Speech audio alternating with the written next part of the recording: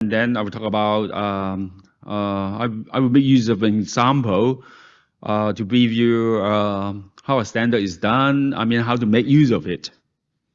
Within CTSOC, there are 6 standards committee. First of all, you are very much welcome to join.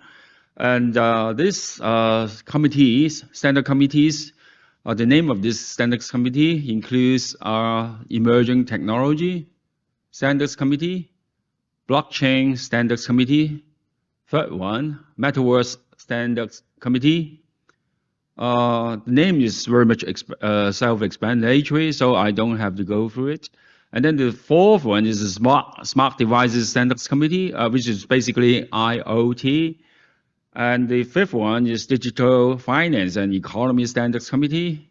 And the sixth one is the Electronic Gaming and Sports Standards Committee. As I said, you are very much welcome to join to develop your standard. What I'm going to talk about here is to make use of one of the standards that I've done, already built from ICCE, to see how do we do standards. The purpose is to try to, first of all, guide you through to see how that standard can be used, and secondly, trying to line up with my other partners, which are basically related to, in which the details are very much related to IoT. So first of all, this standard 2668, IEEE 2668, the name is called Maturity Index for IoT, and in short, I call it IDEX, IDEX, like here. Okay, I make use of a cursor here, IDEX. IDEX basically caters for the development of smart city. And when we develop smart city, everything goes to digital, and we need something in place to quantize this performance, to give our performance to whoever. Once we quantize it, then we can give things like score, so that we understand the performance. I won't say how well. Sometimes we need to know how bad or worse it is, and then we make decision from there. We don't, if it is good, but it could be expensive. So we try to trade off. So how much value we devote into the system, and then what sort of performance you would get. So it's some sort of trade-off by leverage on the score you get. And the IDEX is a single indicator for all things. It must be objective and knowledge-based, and must be scientific, and it's supposed to be there to boost the internet economy, but not just to help the development of technology, but you have to help the development of economy as well. It must be fair, objective, and consistent. I just repeat what I said before. I try to make it short, so I go a little bit quick. I brief you the basic idea. How come I developed this 2668? Maybe you take a look at here. Normally, we have a lot, when we talk about IoT, it can be wireless, but it can be wired. It doesn't have to be wireless, but most of the application would be wireless, indeed. For example, if we are here in 2017, that we have this few devices, which is less than number of M, and then the performance normally is good because this is the only single network here. And then in time, when you expand your network, your own network, or your neighbor in the other room, upstairs, downstairs in the neighborhood, they may expand their network, and yet there could be clashes between different networks. And then you may, in that case, the performance, the performance may be deteriorated because there are quite a number of networks in your vicinity. So in time, the performance may be reversed. So the way to describe this is by using the IDEX score, in which the highest score is 5 at the moment, and the lowest score, of course, is 0. But for future, I may expand it to 10 points. But right now, it's a 5-point scale, which is a continuous scale. And if you got a 5, which is highest score in 2017, in time, as I just explained, the performance may be deteriorated. We need somehow we need a way to describe this. So if just this is exaggerated in time, is the performance is worse and worse, that the IDEX has been downgraded to level 1, then you can tell the performance is not sufficiently good. If you use it for communication critical applications, then this is no good. Or if you would like a high security, then this is also no good. Okay, so to start with, I use, apart from scores, I use levels as well, so that you don't have to look into all the details sometimes. For example, 5 stars is always better than 4 star, which in turn is better than 3 star or 2 star, etc. So, so this is Michelin's of IoT, I call it. It can be applied to literally a lot of applications like smart cities, cybersecurity, smart buildings, finance, telecoms, smart metering, robotics, even EMC. I can grade the area. There are a lot of electromagnetic interference here. I can also grade it. In terms of technologies, I can rank and score Wi-Fi, BLE, wireless HART, ZigBee, NFC, Z-Wave, LoRa, Sigfox, those LPWAN, Telenza, Miotti. We have Fox from Miotti today. And they will talk about this, which is basically a neighbor of LoRa within the LPWAN cluster. And I can rank LTEs, 5G, B5G, 6G, VZ, etc. What are we looking at? I just go a little bit quick because there are insufficient time for the 5 panelists. We may look at possibly look at the grade of service, because when you build a network, you need to see how well it's done, or when it deteriorates, you also need to see to what level or extent it has been deteriorated to. And in terms of security, we also would like to know whether this is sufficient network security that I'm talking about. Do we have sufficient security there? Or does it occupy a lot of spectrum, which is no good? So the spectrum efficiency we can look at, power consumption, compliance. To what extent do this solution or products comply to, so that we can build up our IoT best practices? And if this is chipset, we look at the performance, and we will see later, and others. And in a layman's sense, it can be applied to, say, to access the solutions, and or to help the evaluation of a tender, to help the improvement of technology skill set, and also to evaluate staff performance and network security as well, which is very important in these days. And this is also important because when we have, say, for example, LPWAN, LoRa, Sigfox promotion, normally you need to push it to the market. You need to build up a lot of demos and build up applications. But if you put it into regulatory purpose, the government is going to adopt, then you just pull everybody from all kinds of scenarios, all sorts of applications into what you need, because it's regulations. Government need it, so you have to comply.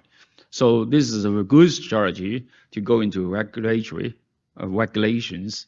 I'll give you an example of what can be done in terms of LPWAN, which is very much into IoT, technologies for IoT. on the market, there are more than these three technologies. Let me read this technology, three technologies first. First, NB-IoT, which is basically cellular based, and this run on license band, and normally at sub-gigahertz. And LoRa, you can build it on your own, and you need much more work to start with. But once you build it, then it's for you. But you also build your own server, so that might retain your own privacy. And as for Sigfox, this is low. This is very small payload, smaller than LoRa and NB. And but this is also operated by operator. Yeah. So somebody don't like it, and but the startup work is easy because the operator will do it for you. But to start with, a few years back, the security part was not very good. Maybe they have improved. I haven't been able to follow up. But apart from this, there are other technologies like Talenza or others. But these are the three most commonly used LP-WAN technologies. I try to build this scenario to compare them by using IDEX. And first of all, I look at the simplicity of the network. When you build up, you just look at the simplicity. Is it easy to be done, to be built? And is it easy to scale? When you when you work on it, there are lots of applications within the buildings. And is it feasible for end devices? And if I would like to include the environment, is it environmental feasible? And is it good for indoor, outdoor? Does it provide seamless transition that it might interoperate possibly? So if it can be interoperable, then it gives a plug and play kind of performance, which is good. And what about the efficiency, the cost efficiency? If it's operator based, then the service charge is higher. And can we do something on the air, OOA? Update anything, the software on the air. So in this part, say for example, LoRa is better than NB and Sigfox in this case.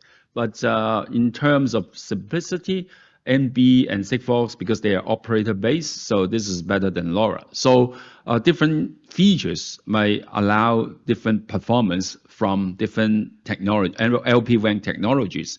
What about security? Normally we talk about CIA, confidentiality, integrity, availability, and in this case, LoRa is approximately equal to NB, which in turn is better than Sigfox. In early days, Sigfox doesn't provide AES 128-bit. It doesn't. I don't know what happens now. And so in this case, I build up my standards. I use the standards to build up the measure level. And if the simplicity is high, then this level 5, and but the cores is higher as well, and of course in terms of visibility is high as well. So in terms of security is also high. I mean, then I call it level 5. So because I have the standards, and then I have to configure the standards in this particular scenario. And then finally, according to these 4 features, here are the results. And this is NB 4, 3, 3, 4, 4 meaning high. Okay. And LoRa, because you have to build up, so the simplicity is low to start with, but the other features are very good.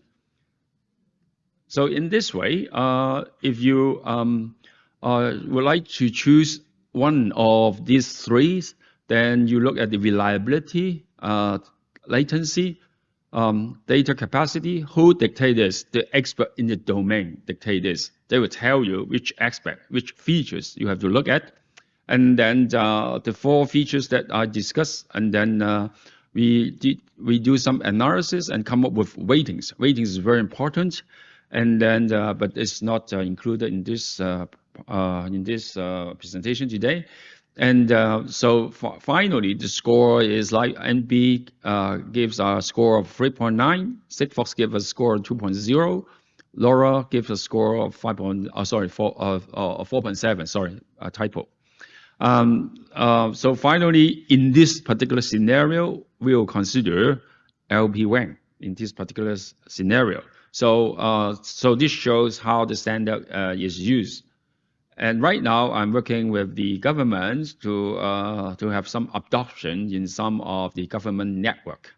So my colleague is going to talk about MyOT, which is a kind of LPWAN, which I think Peter, he will compare, and Mark, they will compare the performance of LoRa to MyOT in terms of the quality of service, which, for example, the link budget, the robustness, resiliency, scalability, mobility. And in terms of RFID, in which Rock is going to talk about the IC he develops for sensors, for IoT sensors. We talk about, say, robustness, in which features including environmental compatibility, temperature, pressure, battery, distance, etc., can be discussed. And as far as chipset goes, we may discuss the cores, size, ratings, packaging, yield, harvesting efficiency, etc. So I cannot show you all in details today, but this is roughly the concept. So what I've talked about in my presentation was in CDSOC. There are large groups building up their own standards. If you got a new idea that you would like to pursue your own standards, come to me, let me know. I'm the guy you should talk to. And I have used one of my standards, 2668, IEEE 2668, to brief you how to make use of the standard you built and how to adopt so that you can push it to the market. Without, pull your stakeholders in instead of just pushing it out. So IDEX gives you quantization skills, and that will help to boost the digital economy, and that helps international plug and play, which gives simplicity as well. So here ends my presentation, and questions will be entertained at the end of all the presentation. Thank you.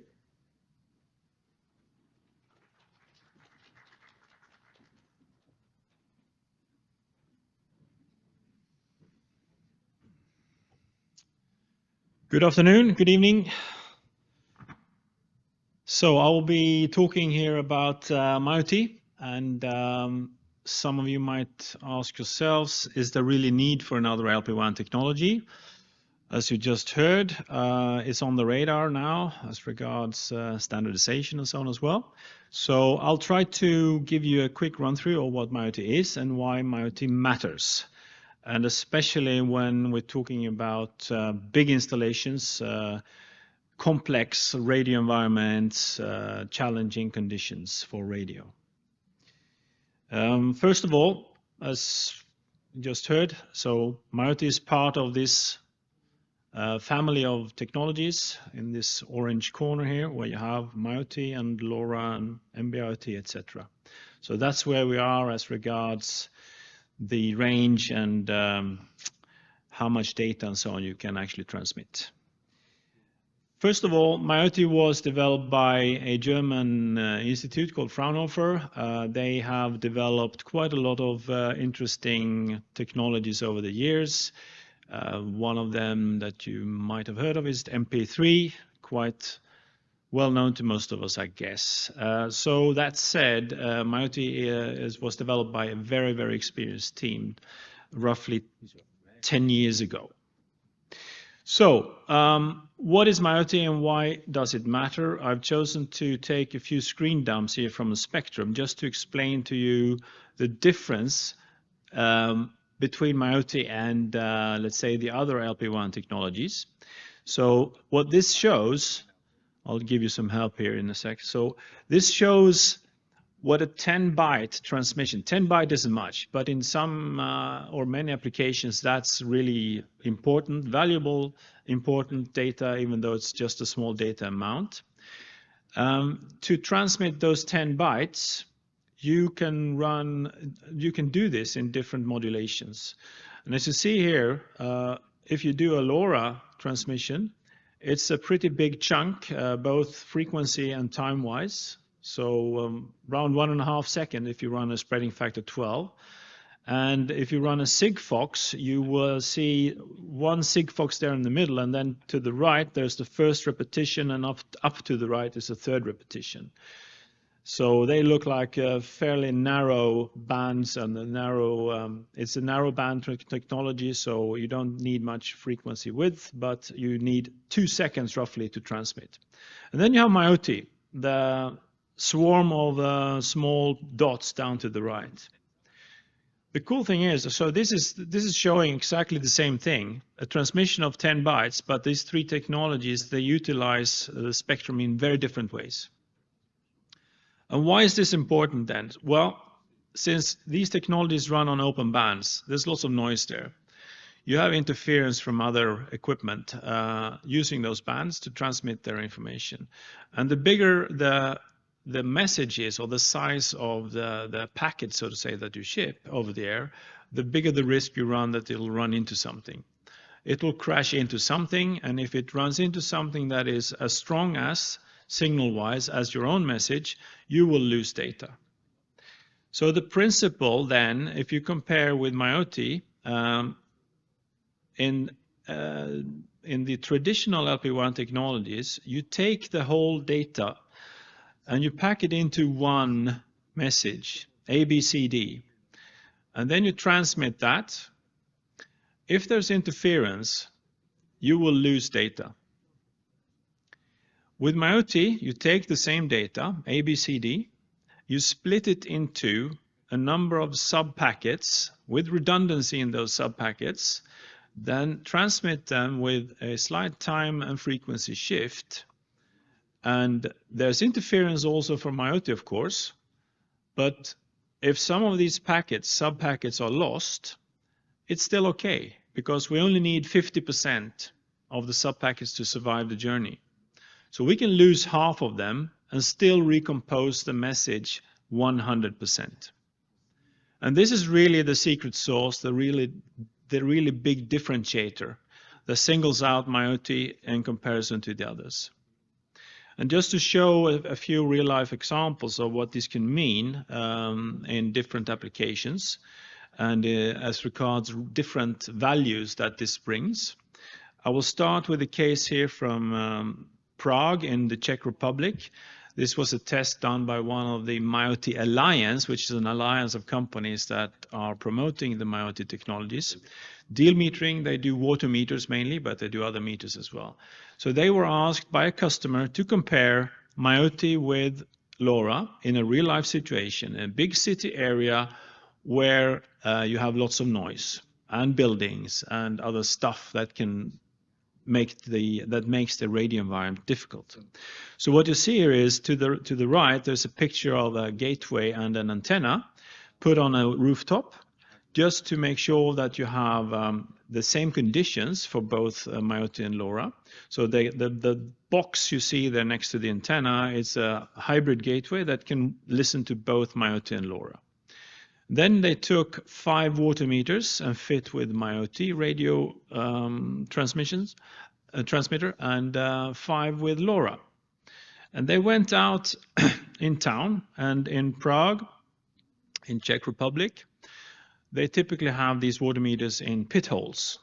So the pictures may be small there, but those 5 installations, first one 208 meters out, and the one that was furthest away from the gate was 2001 meters away. And they were all deployed down in pit holes. And when they compared the reception from MIOT-enabled devices with the LoRa devices, you see that only the first site actually you could transmit and get the messages out to the gateway with LoRa, whereas with MIOT it worked fine for all 5 installations.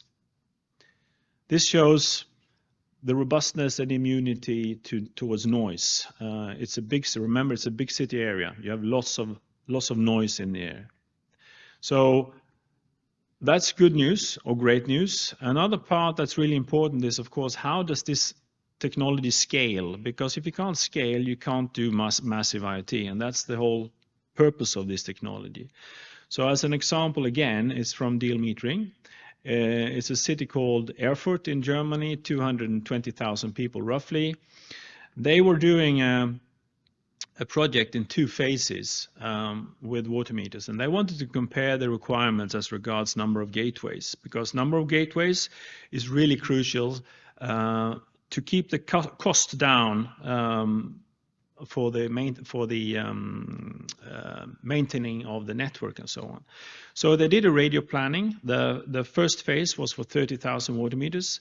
They estimated the need was around 40 antenna sites for LoRa, whereas 17 would be enough for IoT. This is already good, but the thing is they wanted to scale this to an additional 60,000 sensors. So in total 90,000. Then they would have to add another 63 antenna sites with LoRa to get enough coverage. And with IoT, you will still have a capacity left, more than enough capacity left in those 17 that you originally installed. So this means money immediately, because you don't have to spend more money and deploying more gateways. Another example of that is about the scaling. This is a project that is ongoing in close to where I live in Sweden, a city called Nacka, just outside Stockholm, 100,000 people roughly, and they're going to install somewhere around 50,000 water meters in total. This is a snapshot of the rollout, where they have 4,500 water meters installed and running, and they are just tied to one antenna site. The objects that are furthest away are 9 kilometers away from this one antenna site, and they're still getting full reception of the messages. So the way IoT is, the way IoT transmits messages using the telegram splitting multiple access, TSMA, this is really the differentiator. So you've seen the robustness, an example of that. You've seen the scalability, an example of that.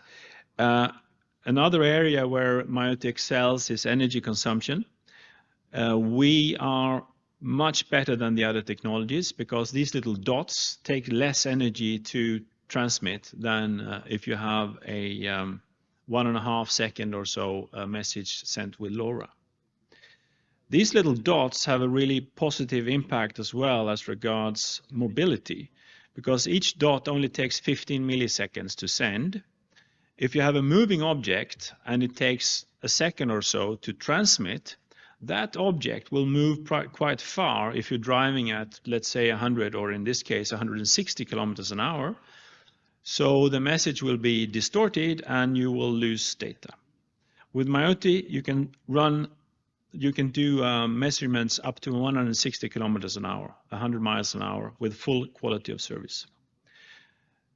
The usage of the spectrum is really crucial for the future. So unless we use technologies that are really utilizing the spectrum in the best way, we will run into trouble.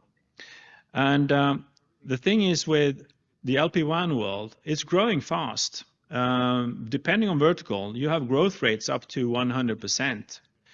And AI will definitely speed this up. We've seen several presentations here about AI today, and it's all about getting the data. So I actually asked the question to a couple of AI tools, what are the main challenges in the future for wireless communication? And this is what came up: spectrum scarcity and spectrum management. So unless you choose technologies that are really efficient and offer the most effective way of transmitting messages as regards spectrum footprint, you will not future-proof your solutions. And this is just showing that you can see it with your eye if you compare the IoT dots with, for instance, the LoRa. We are at least 170 times more efficient. And last but not least, IoT is a standard. It's an open standard defined by ICCE. This means that there's no vendor lock-in and you can future-proof all your solutions. And here's the actual standard. So I would say MyOT is the solution for anyone that wants to scale in IoT and want to future-proof their IoT solutions. Thank you.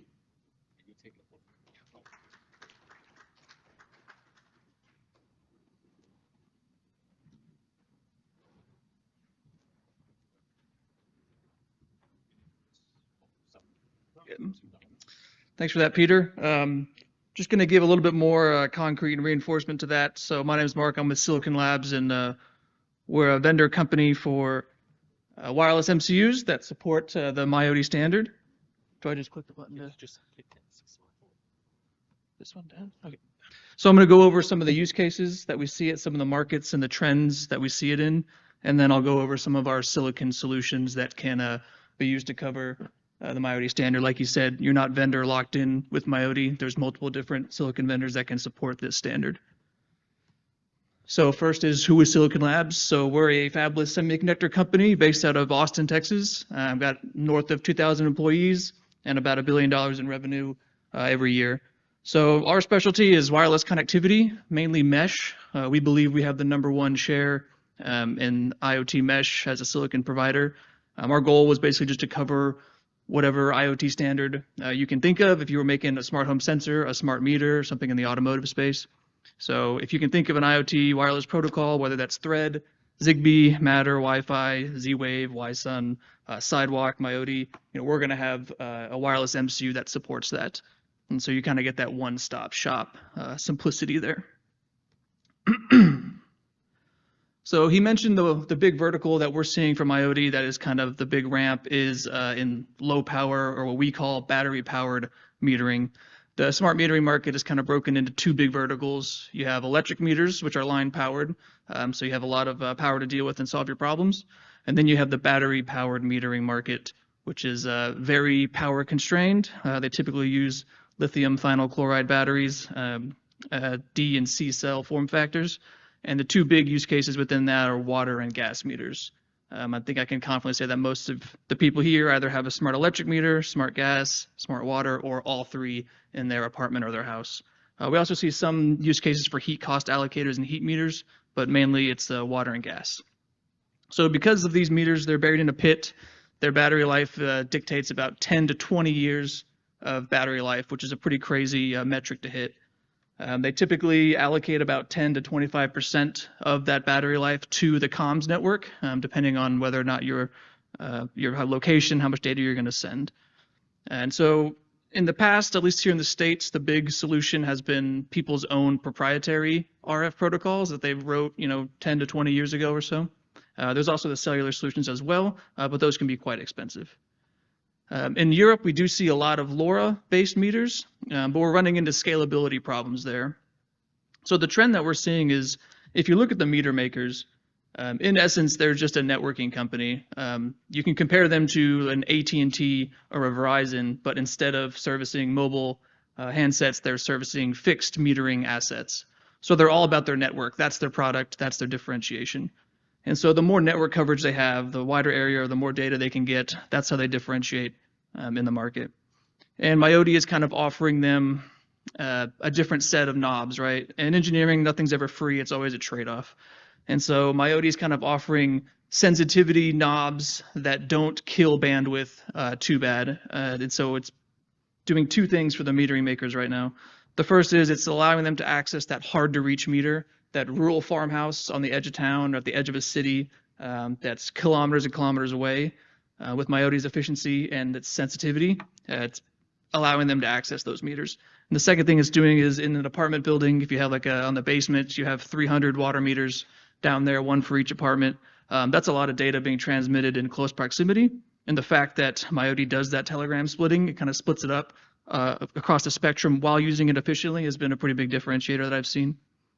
So this is the main vertical driving at least customers looking into how they can eke out every single performance with basically what is a fixed asset in the spectrum, or a fixed finite quantity within the spectrum. We're also seeing it in some other use cases. Early days for these, but I wanted to just mention it because I think some of them are kind of interesting. Smart agriculture, so think about cattle and livestock monitors. You want to monitor the health of the cows, what fields they're going into, did all of them make it back in the barn at night. And so this is a super long range, pretty low data rate, right? You're just doing temperature, movement every once in a while, maybe some triangulation. So a lot of these farmers can put up, one pole to cover their entire farm, or they can do a couple in the corners of the barns to try to monitor all the cattle and say, hey, this cow it laid down all day, it didn't really stand up. Is it sick? Or this cow's hot? Is it sick? And especially with the prices of beef going through the roof, there's a lot more incentive to monitor the cows. We're also seeing some early adoption in the industrial factory automation, mainly for monitoring. It hasn't quite gotten into the control space yet. That's still a little too safety oriented. And then you start running into like wireless HART and ISA 100 standards. But in terms of doing like predictive maintenance, putting a sensor on a machine or a motor, trying to see if its startup vibration pattern is changing.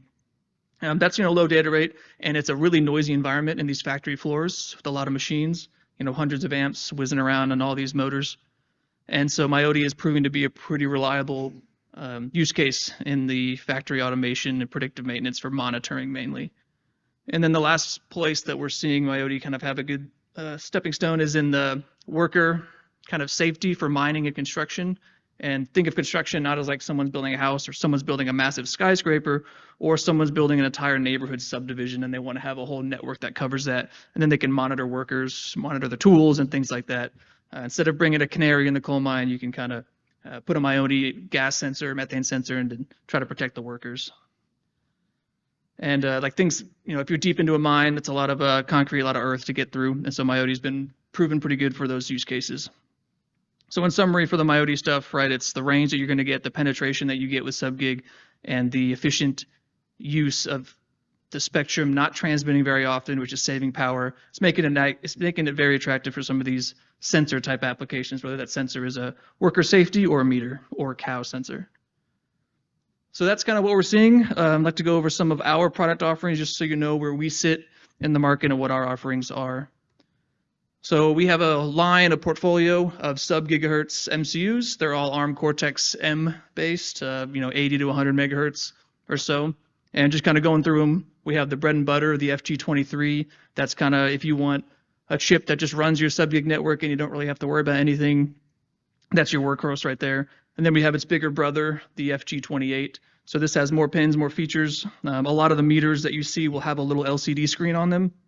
And so this can kind of be the all-in-one solution to read the flywheel of the water gas flow, control the LCD to give the measurement, and then also run the communication network, whether that's LFN Wi-Sun, Z-Wave, proprietary, MyODI, what have you.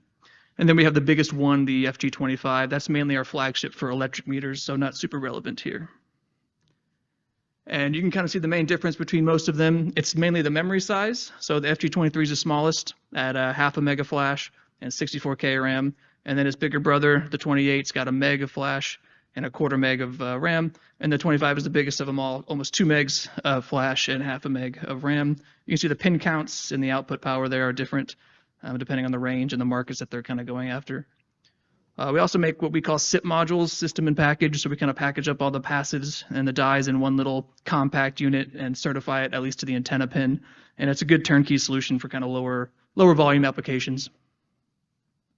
So if you wanted to get started, how would you do this, right? So we have 3 different flavors of development kits.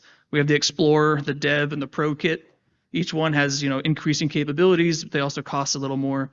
You have the Explorer kit, which is super basic. If you wanted to have a low-cost option to get a 20-node network up in your office or in the floor of your building, that would be a good point. And then you have higher-end features like the Pro kit is kind of for super deep range testing and things like that. Comes with an Ethernet port, so you can kind of wire into it and build your network that way. It's also got pretty cool energy monitors, so you can see exactly what process is consuming exactly what energy. So try to keep that battery life at that 20 years that the metering guys tend to need. So that's all I had. I'm going to turn it over to Rock, and he's going to take it from there.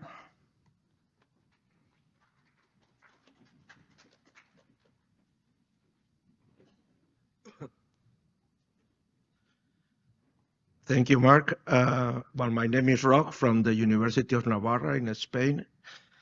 And I'm going to present like a kind of new generation of sensors for short-range applications that are batteryless. Well, I think this is kind of the outline of the presentation. I will do a short introduction, then I will present the sensors based on RFID technology, and then I will briefly talk about two user cases. One is the monitoring of the rotor of a wireless electrical machine, and the second one is a tire pressure monitoring system. Okay, I don't know why it's not showing the full.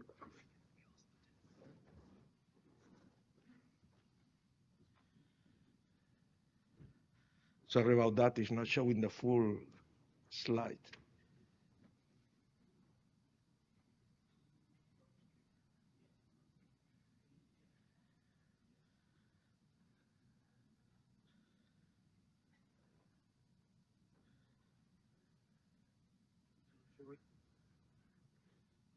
It's showing, but not the slide.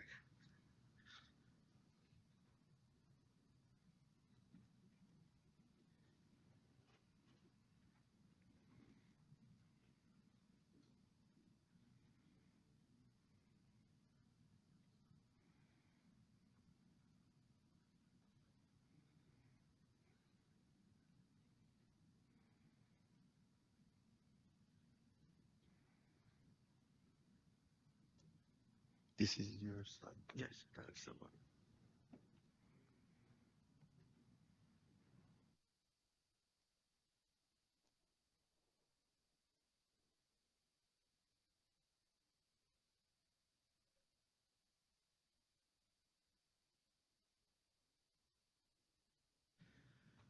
Okay, when we talk about IoT, we can talk about many different fields. No, we can talk about, as we talked before, wireless technology, connectivity, etc. We can talk about processing, doing at the edge or at the cloud. But this talk is going to focus more on the right side of the chart, where I'm going to talk about the hardware of the sensor and how we power that sensor.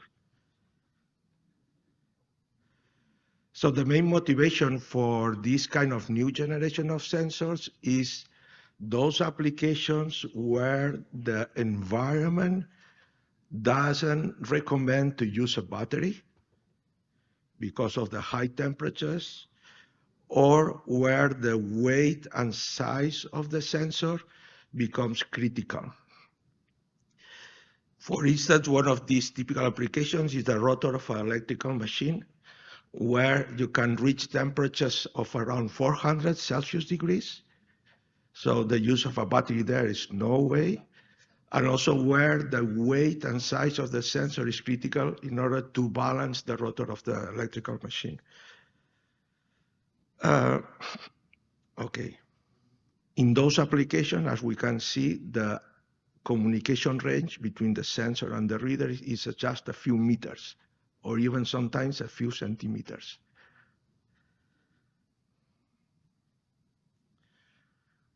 In order to address this kind of issues in the communication, what we did is we use RFID technology to both power up the communication front end with the reader, but also the sensor itself. So this way we are able to provide the wireless sensors without the need of any battery in the communication between the sensor and the reader. RFID technology, I don't know if people are familiar, but it's a technology mainly used for logistics. And what we do is we expand this technology to the sensor IoT field. When we talk about RFID, we have different bands of operation. We have the low frequency band that operates in the 120, 130 kilohertz. Usually for those bands, the antenna size is large, so the sensor will become a large, so it's not the perfect choice. We have the high frequency band, which is the one operating at 13 megahertz, and is the one that we usually use for our ID cards. Then we have the UHF band, is operating on the ISM band of 860 to 960 megahertz, depending on the country. And that band allows to reduce the antenna size and considerably reduce the size of the sensor. And finally, we have the microwave band operated in the 2.4 or 5.8 giga, which really gets small sensor nodes. Referring the operation, we can go to fully active operation. We can have, with this operation, 100 meter communication range, but the lifetime is very short, between 3 to 5 years. We can go to fully passive operation, which is the one we use for our sensors, where you harvest the energy from the RF signal that you use for communication. And in that regard, you can get communication ranges in the range of 5 to 10 meters. And in that range, the lifetime can be forever. In the practical field, the lifetime is limited by the operation of the memory and the number of times you write it, but can be more than 20 years. And then in a semi-passive operation range, where you use an external source of energy that can be a solar cell, vibration, different kind of harvesting energies apart from the RF signal, you can increase the communication range up to 30 meters. But right now we are working on new prototypes where we are able to establish a communication of up to 100 meters with just a few micro amps of power consumption. And in there you can have like lifetimes higher than 10 years. Okay, so how we do those kind of sensors? So first thing is, as we said before, what we do is we take the RF signal that we are using for communication to send back the information from the sensor to harvest that energy. So we harvest energy, and we power up both the front end for the sensor plus the sensor. So no batteries are needed, neither for the tag, neither for the sensor. Choosing the UHF band allows us to get really small sizes for the sensor and a communication range of up to 5 meters, which is more than enough for many of the applications that we are implementing these kind of sensors. So what happened that when you go to the market and you want to buy a chip that does this functionality, at that time there was no chip in the market.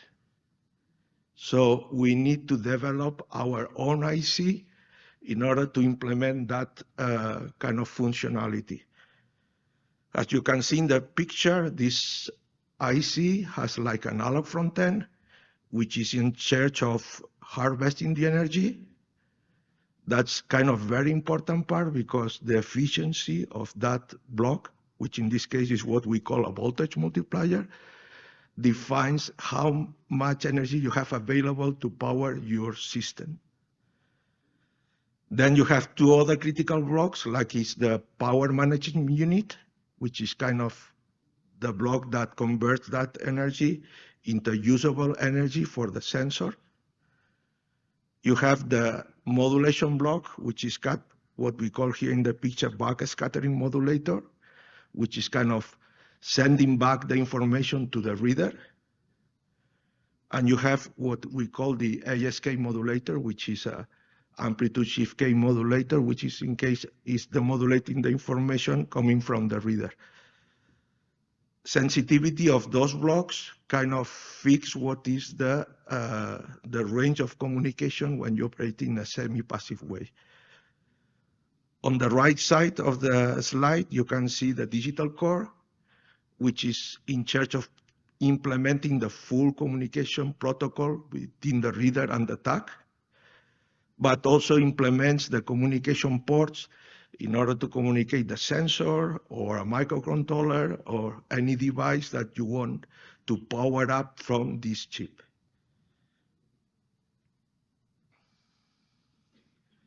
In the picture, you can see the layout of the chip.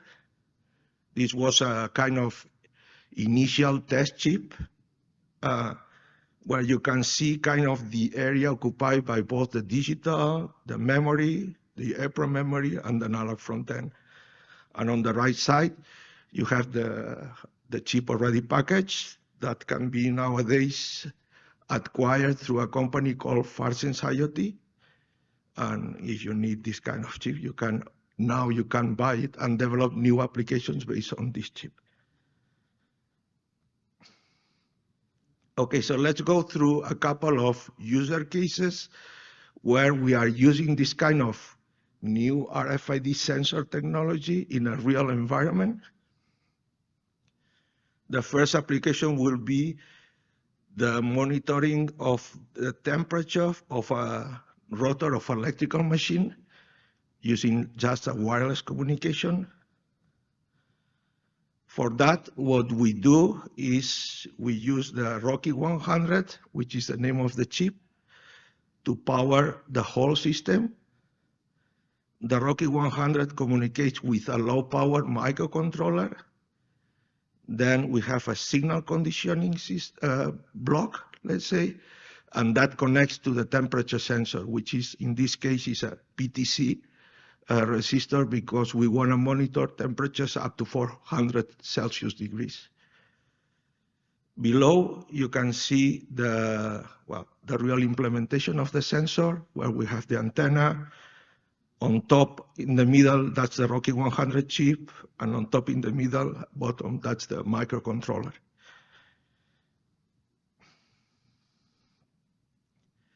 So the way we use that is we have the reader outside the cage of the motor, electrical motor. Then we install two antennas inside the cage of the motor. In this case, we install two PIFA antennas to have full coverage of the rotor in the 360 degrees. So we are able to have the full time to power up the sensor.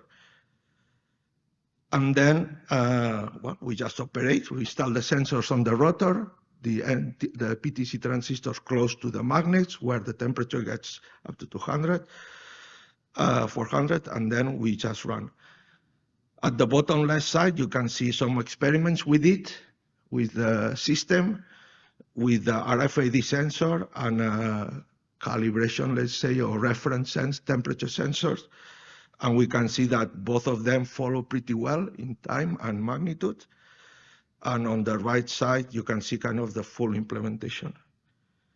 Okay, this is kind of a implementation done in the lab, but we already have real-life implementations of the full system. This is an implementation performed by a company called Tianjin Fuyu Brother Monitoring and Control Company, which is located in the city of Tianjin in China. And he developed a full solution based on the Rocky 100 chip, where he was monitoring the temperature of all the electrical motors that they have in the overhead conveyor lines at the BMW Brunel factory in China. On the right side, you can see the factory implementations. And because of that implementation, they have kind of benefits that they were not having before. Before was the reduced assembly line downturns, saving associated to the reduced lead times for maintenance. They have like a real-time electric motor monitoring via temperature tracking, so they are able to, looking at the temperature, detect when a motor is close to fail or not, so they avoid downturns of the line. And one important thing is that this kind of solutions requires no wiring or battery, so that is very easy to install and has a very low maintenance cost.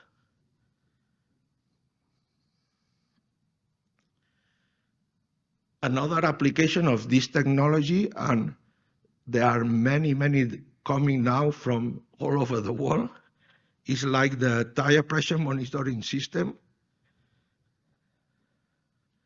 So for this application, what we see is we have the RFID tag, the same, the Rocky 100 tag.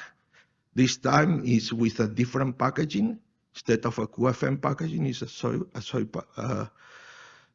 package. From the tag itself, again, we power up a microcontroller. This time we power up another temperature sensor and also an extra pressure sensor. So we are able to provide energy to all these systems. In the picture at the top, you can see the picture of the sensor from the front. In the next picture, you can see from the back where we place the microcontroller and the pressure sensor. So the real dimensions are pretty small. And at the bottom, you can see the packaging dimension, the packaging of the full sensor to be attached to the tire. Well, I cannot see very well, but on the picture top, you can see where the sensor is attached to the tire. On the right side, you can see where the antennas are placed on the car. So again, you have like full, not the 360, but you have more time to power up the sensor and charge the energy and then send back the information to the car. And at the bottom, you can sell a real life application when we install the full system on a car and we kind of run several kilometers just to be testing. This is quite challenging in the sense that cars are very noisy. The wheels get pretty hot after a long trip. So you really need a kind of solution like this.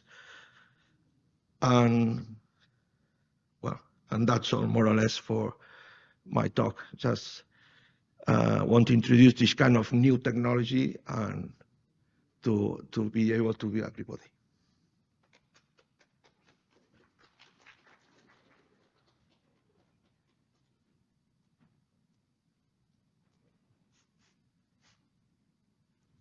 Okay, so hello everyone, and thank you for the presenters in the forum. I am Chun Lai. I'm the moderator for this forum. So we have half an hour now to have a discussion as a forum. So I welcome any question from any attendees. So feel free to raise your hand if you have a question, and I can come to you with a microphone. Okay. Any question?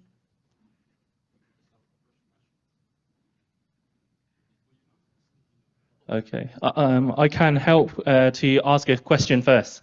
So, Professor Zhang, there is a question about the ICCE 2668 IDEX standard. This is a very new standard, very interesting. In what way you see the standard may help the IoT landscape?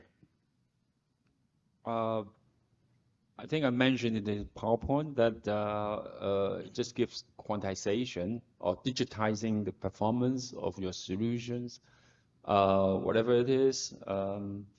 So it gives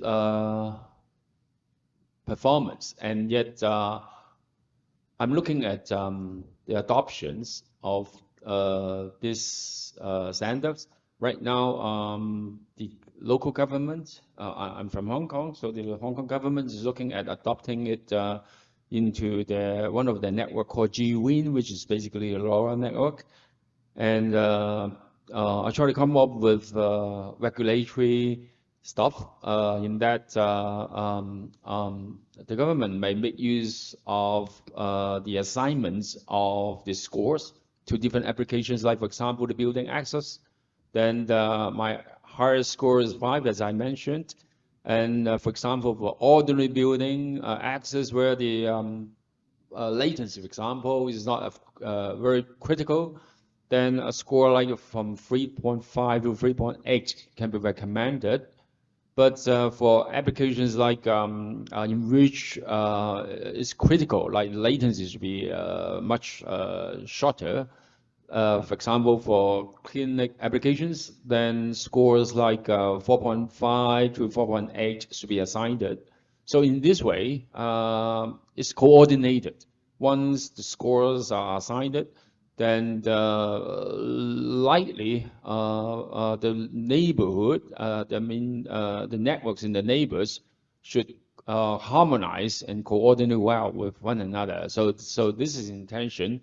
And once this is in regulations, the government push it to the market, then all sorts of applications may come into the landscape, and they may coordinate well, hopefully. But of course, down the road, there must be something irregular that we have to smooth out finally. But this is one of the ways to roll out the standards in terms of regulations. And there are many, but I just mentioned one. And the other possibility is to look at the IoT cybersecurity, in which I can give figures to assign to measure the score.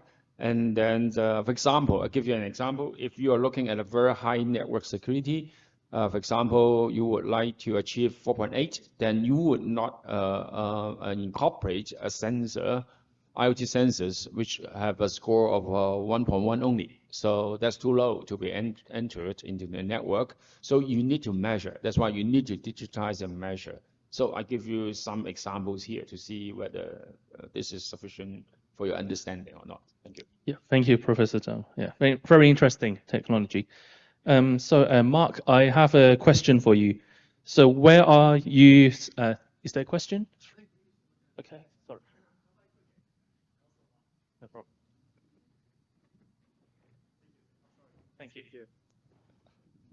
Thank you for a nice presentation for all of you, 5 of you guys. And so I think I'm from Japan, and I think the motivation for, for example, like using AI, I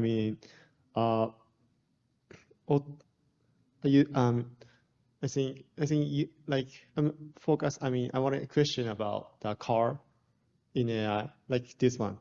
This also now showing these slides, and now Japan also trying to do car with automobile like AI, and try to do like fully. And I think America is like more doing focus on more how to say it, doing more go ahead from Japan. But I want to know about, but I heard some news that like some, for example, like Tesla is like doing auto driving, but now also like government is not like, try not to do, government is bit wondering about that dangerous of auto driving. So now research or development of auto driving is now bit released, bit weak compared with recent. Is I heard the news in America, but so I want to know like how the current motivation in America for motor driving, and like for me it's like motor driving, and also want Japan to be completed, not only Japan, I think America and in every world is I want to see. So I want to know. Yeah, thank you.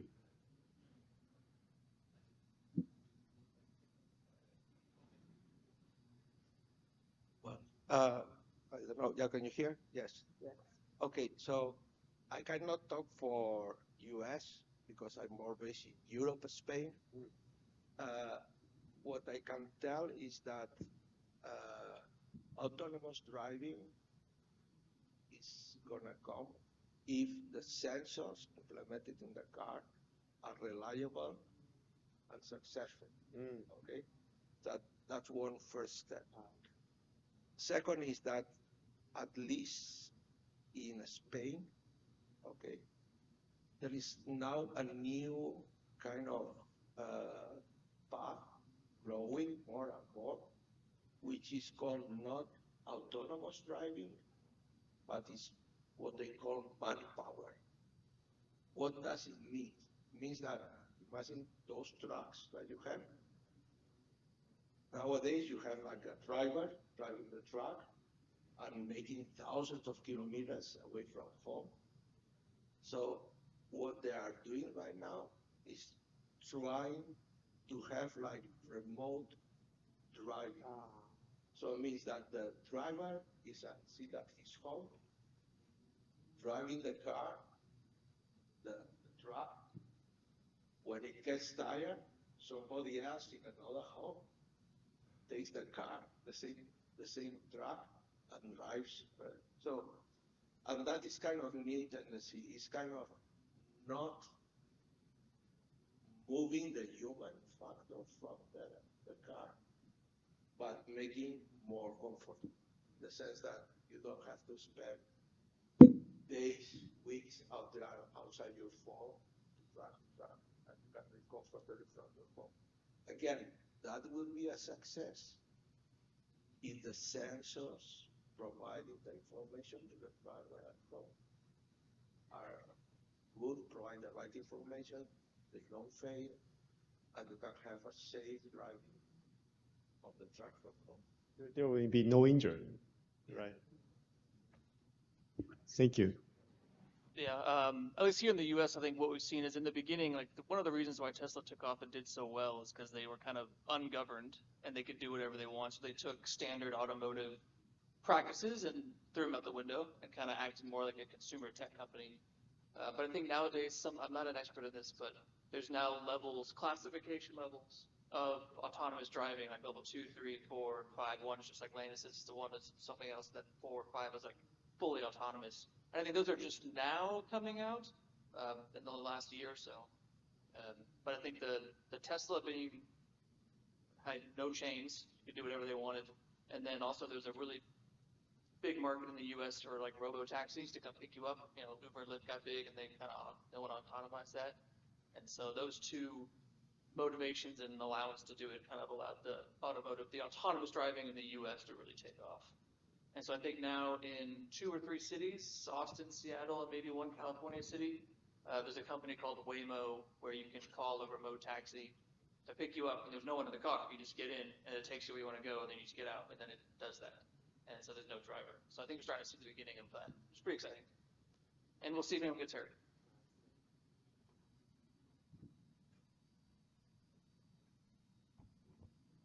I can you hear me?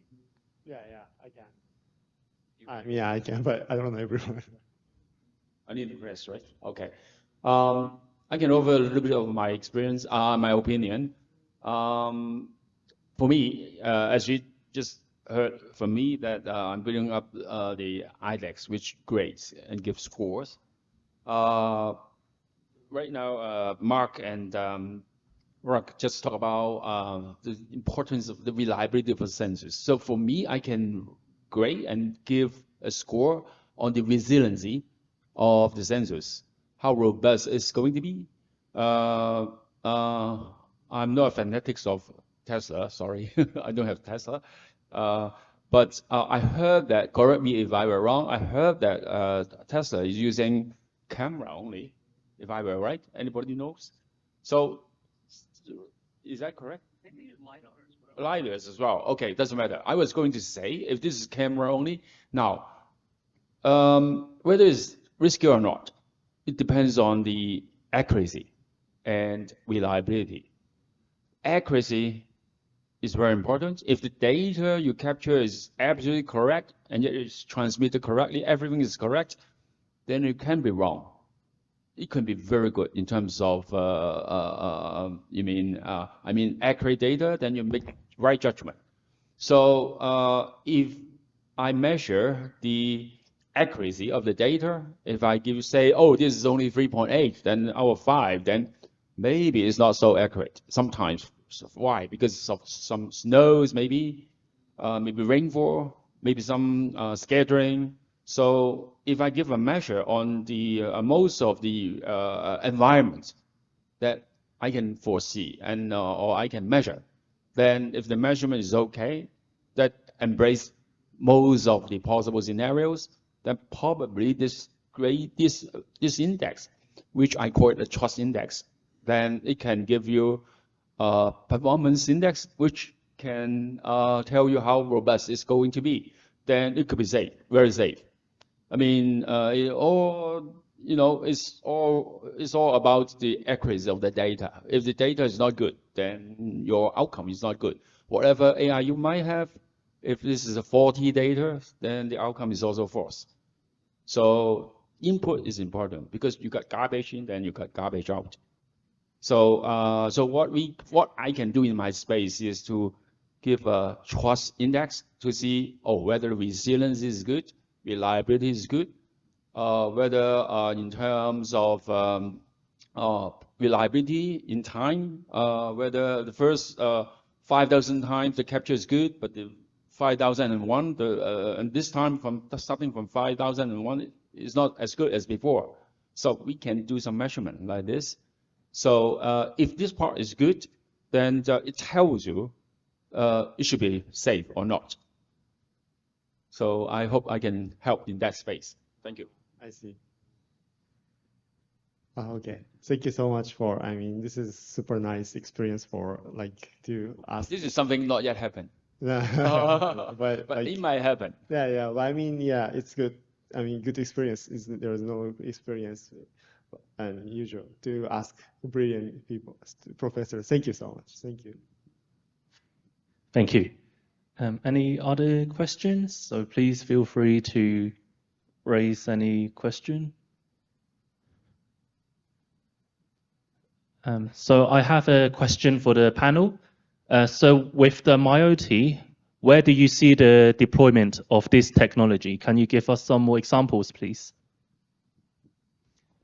Yes. So as you saw here, this the MyOT technology offers a substantial improvement on the LP1 world, let's say. What is achievable today opens up new doors with MyOT, especially when we're talking about big installations, difficult radio conditions. And where do we find them? Well, like metering. Typically a water meter, I hear here in the US, often in pit holes. In Europe, mostly in basements and also in pit holes. Big installations, tens of thousands, maybe even hundreds of thousands or even millions in a big city area.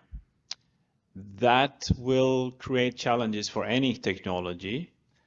But with the proof points we have today, with more than 500,000, probably around 600,000 water meters installed in various places, with extremely good quality of service, that's definitely one of the key verticals, key markets.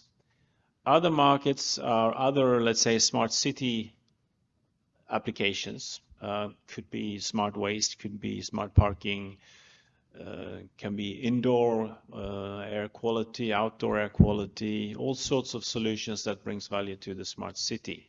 Again, where you have a difficult radio environment, lots of other stuff transmitting, lots of noise on the bands, where MyOT will actually offer a solution that pushes through. And coming back to Professor Chang here as regards quality of service and so, where you will be able to get the data that is actually transmitted, because if you have the best sensors in the world, picking up really let's say pollution or whatever it might be in the city, and it's transmitted over a protocol and a technology that isn't really giving you the quality of service, that data will be lost.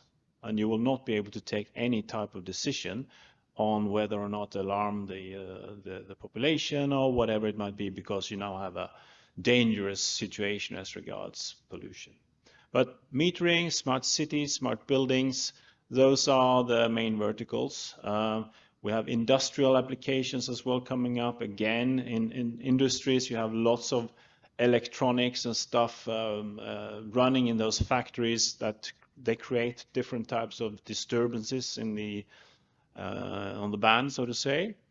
Also logistics coming up very soon. So a variety of verticals, I would say. Thank you.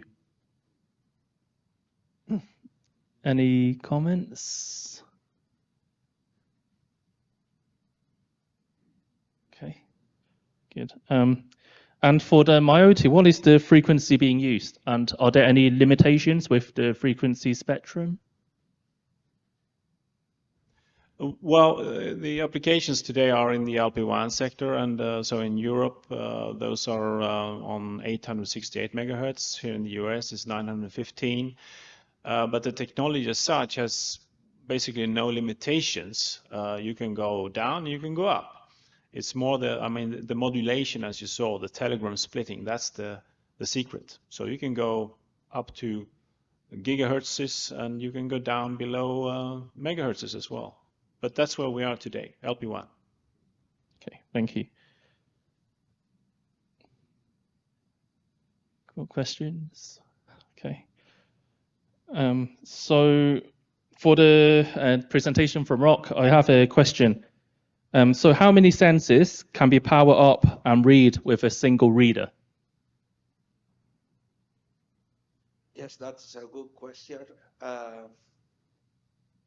Right now, I would say from the communication protocol point of view,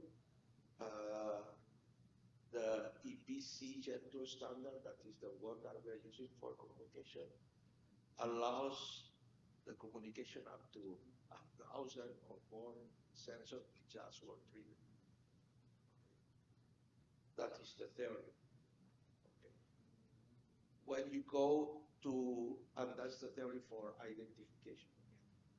When you go to real applications where you have the development of all the sensors, and you need to power up the sensor and then answer back, that number is reduced.